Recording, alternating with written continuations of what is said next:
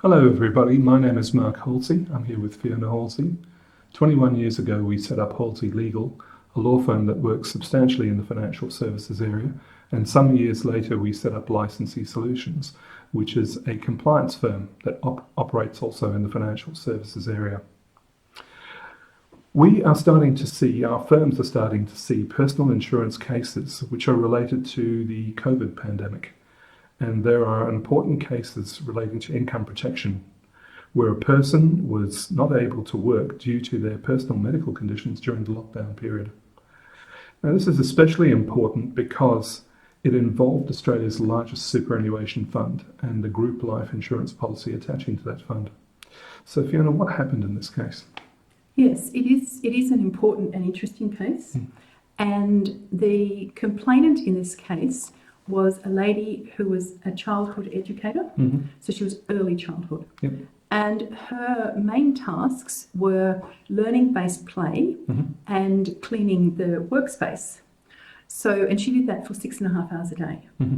However, she had a difficult medical history. So she suffered from quite a number of things, including lupus, and she had quite serious heart disease as well. Yep. And when COVID came along, she was unable to go to work because it was simply too risky. And she had very good medical evidence to the effect that she could not be in the workspace and that effectively her life was at risk if she did go to work. So it was quite an extreme situation. But the interesting thing was that when it came to looking at the insurance policy, which was held through her super fund under which she intended to claim, in order to satisfy the definition of disabled, she had to be, and the wording on this is very important, unable to carry out each and every income-producing duty in her usual occupation. Right. And I'll just repeat that again. It's each and every duty in her usual occupation. And if we take that away from her situation and think, for example, perhaps of, say, a personal trainer. So if you had a personal trainer and they were, they did the usual things of giving people exercises to do and dealing with equipment, and they were unable to do any of those activities, but they were still able to, for example, ask a client about their goals and then measure whether those goals had been achieved and write some kind of report perhaps. Yep. If they were still able to do those tasks, then they wouldn't satisfy the definition. Wow. So it's quite a strong situation, and it leads to a very bad outcome for her because she was not able to work. She couldn't work from home. No, she certainly couldn't. There was a suggestion that someone had suggested that maybe she could do some telehealth work. Right. But that's a really big step from someone whose job was to be, in a room cleaning and playing hands-on with children. I mean, that's a very different personality. They're very different skills, I would have thought. For sure. So interesting. However, when it came down to it, the basis of the decision Sorry, this went to AFCA? That's right. Yes, exactly.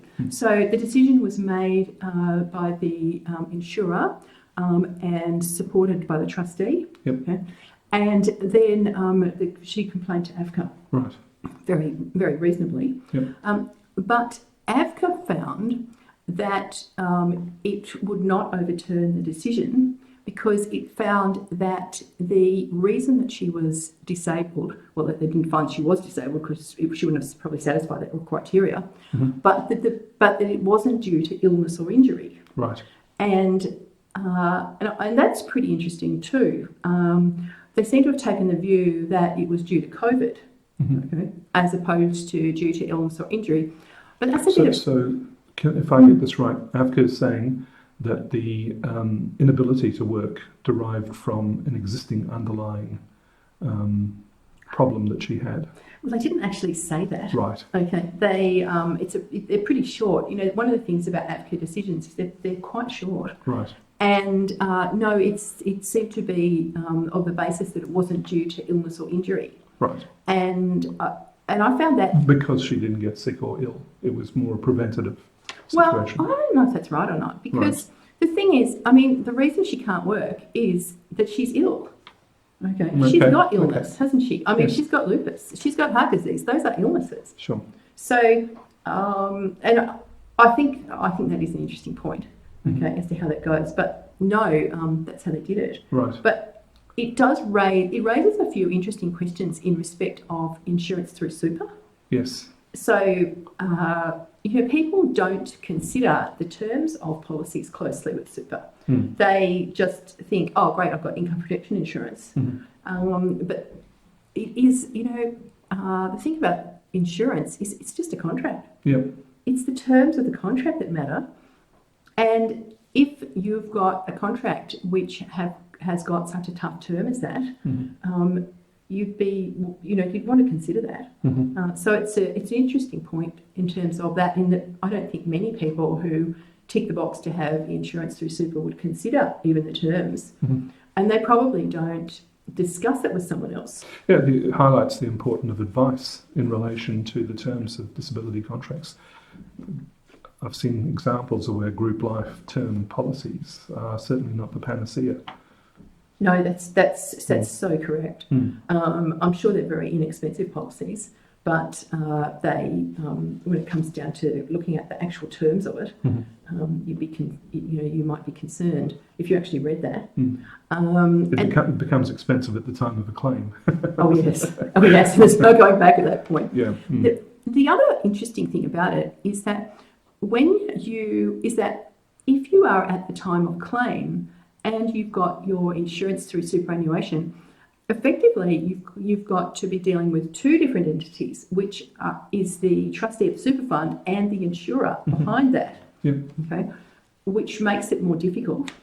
And then finally, if you do decide to go to AVCA, the rules that AVCA follows in respect of insurance within superannuation are, in my view, more favourable to the trustee and the insurer than it would be if it was not within the superannuation section in AVCA, because they effectively inherited rules that apply to the Superannuation Complaints Tribunal, and it's more a question. The AVCA doesn't actually see and make a decision in the same way that it does if the insurance is outside superannuation.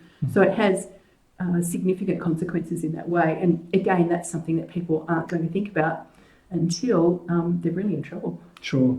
So it somewhat dilutes, if you like, somewhat the fairness brief that AVCA usually apply in these situations. It does. That's exactly right. That's a very good point, because they, instead of going necessarily what is the fair decision here, they actually have to look at the decision that's already been made and go, is that decision unfair? Right. Okay, and it's a slight switch in the onus, but it's an important switch. And of course they're bound by those rules. Oh, they are. And it specifically states in the rules in respect of superannuation complaints that AVCA cannot make a decision against the terms of the policy. Okay. So, yeah. That's very enlightening. So, I mean, one of the things with insurance as it relates to superannuation, there has always been this emphasis of looking at the insurance arrangements and looking at it as being beneficial within a superannuation environment, probably due to the advantageous tax situation in terms of the cost of insurance. But this would highlight and potentially highlight some of the downsides of not relying on.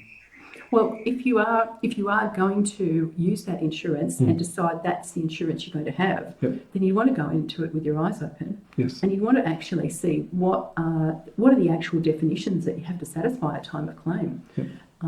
And you're right that traditionally when people purchased insurance externally and they purchased it from a person who worked in insurance, so a financial advisor, for example, and they often would have a number of different insurers they dealt with, and they would know which policies had which definitions. Sure. And they would think about that. Okay. But in a situation where a person is, and it's often just falling into a default fund, then they won't consider that. Again, highlighting the importance of getting proper advice in these areas. Oh, yes, absolutely. Mm. Okay, thank Okay. you very much for that. Oh, I should have said as well, our usual disclaimer, you should not make a decision or not make a decision based upon this session. You should obtain your own customised advice. Thank you for joining us today. Thank you and goodbye. Goodbye. We hope you enjoyed that.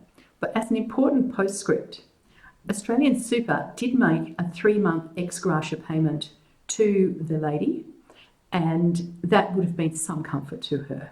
Yes, that's right.